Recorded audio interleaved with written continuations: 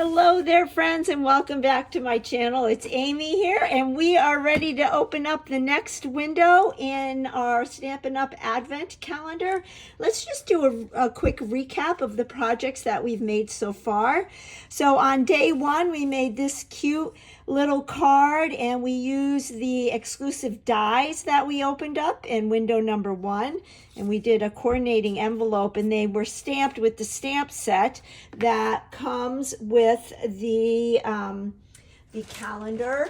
So here is the stamp set. You automatically get this when you purchase the calendar, and it's a two-sheeter, so you've got all the sentiments and then all of the images. So we used the flowers, and we created a fun floral card. The rainbow, it kind of reminds me of a postage die. That is a die in the exclusive die set, and that cute little butterfly.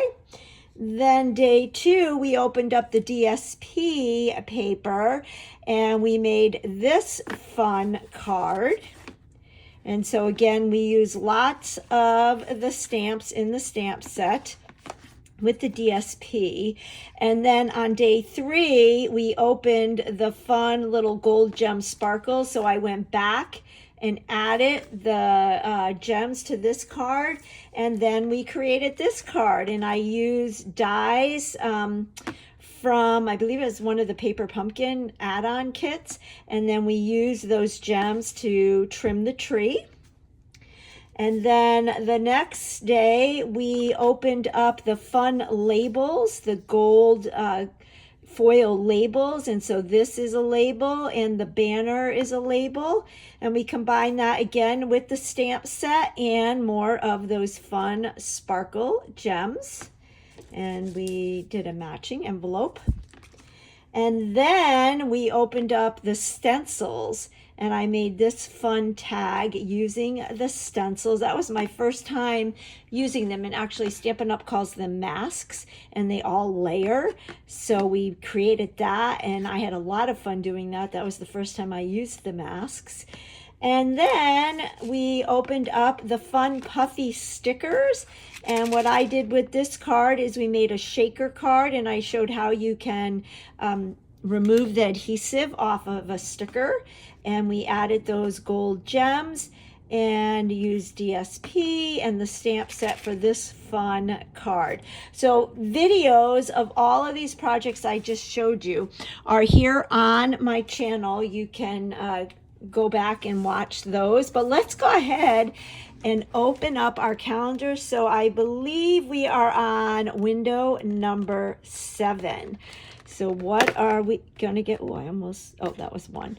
So let me see if I can carefully open this. I should have my spatula, because I want to use these windows and numbers for something. Ooh, more dies. And this die I actually could have used in the project we did with window number 6. So this could definitely have worked for this. So if you don't have those perennial postage dies, although I really love those dies, I have them still here on my table. I usually keep them on my table all the time, but you can see how many you get. But check out these. These are very fun, and that can go inside there like that, and that can go inside there like that. And then this one, how cute is that? Can go inside there. And I love how this one has the stitching. I'm thinking these would even be cute for tags, especially around this time of year. So, ooh, I can never have too many dies. So I will clear my desk, and I'll pull in my glass mat, and we will get crafting. Already, I'm pulling in my glass mat. And then we are going to make a 12 by 12 single page layout featuring all these fun dies. So I have a piece of 12 by 12 pretty in pink cardstock, and then I cut a piece of white willow down to 11 by 11, and that is just going to sit in the center of my pretty in pink paper.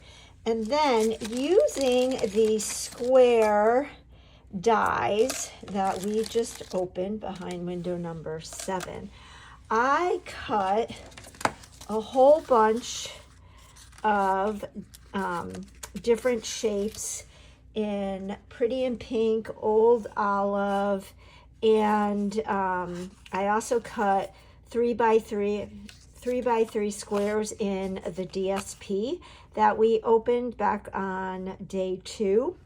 And then on some of them, I did windows. So what I did, how I did this is I took this die and put it on top. So here, we'll use it on this. So I put it on top like that and ran both through to get that window. So I'll even demonstrate it for you. I'll use my little mini die cut machine. It's the cutest thing ever. And I've got my 1 plate and the 2 plate. I know the sandwich because it's written right on that number 1 plate.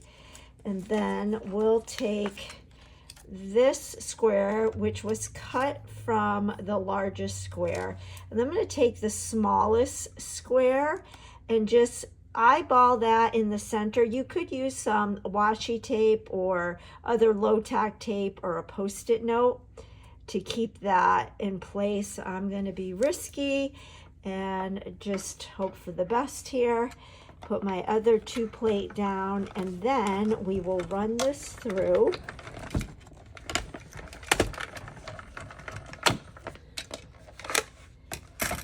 And you will see how I created those windows. And then you have this piece that you can use for something else. So that's how I did all of these. And it's a lot of fun. And so what we're going to do is a grid style layout. And let's go ahead and we'll just get started. So I have a 3x3 of DSP. There's another DSP and another DSP. I think I'm going to switch these. So we're going to do a flower and then kind of switch it up. And then, actually no, we're going to do it this way. 1, 2, not that it really matters. And then I'm going to take this one and put it there. And then we'll put that one. Nope, I'm not going to do that. We'll put this one here and that one there. And then put this one here. And this one here, and this one here, like that. All right, so then what I did is I did cut some photos down to size. This is, I believe, 1.5. Yeah, 1.5 by 1.5. And then I just did an 1/8 of an inch bigger square to mat it. So we can put that on there like that. Here's another one where I cut the largest square thin cut die and stick that there, and then have another photo here. This one's actually 2x2. I'm documenting a fun event that my daughter and I went to. It was a grand opening of one of our favorite stores downtown. This is one of those labels, the gold foil bordered labels that we opened up from one of the windows. So I thought I could do something like that. And then here is another die that I just cut. I don't know, I'm just kind of playing. Here's another white one, and then I did a frame. So I'm just layering and kind of, see how those fit together? Kind of just playing around with this. I think it's just giving it some added interest. Maybe put this one, yeah, put this one here like this. So this is another good example of how you can use a bunch of variety of papers.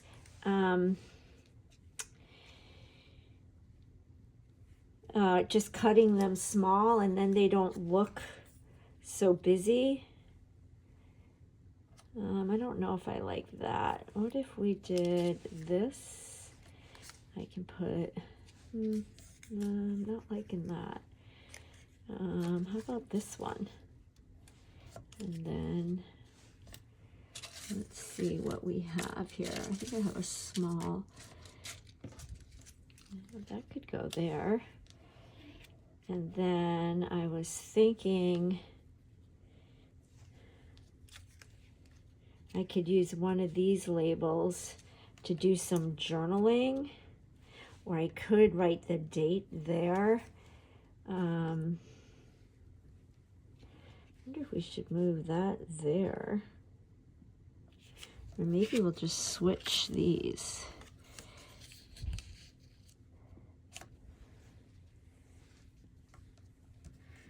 Go like that, and then we have green, or we could do, okay, I think I like that. I need something here. Or do we want to do something like that? No, I think I like that because that kind of frames in the flower there. So what could we do here? I don't know if we need a pink, if that's too much pink.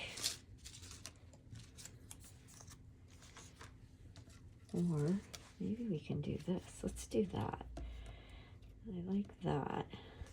And then I did cut out some little images that came on some of the packaging of the free gifts we got for the opening. So that's a little banner that says Charleston. It's tiny, but it's appropriate for this page. This says Stony Clover with the bow. Maybe do something like that.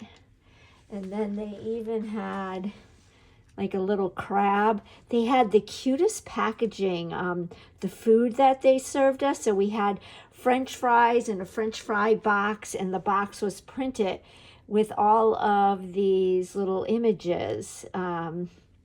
I'm all about the little details, and so I just cut them out.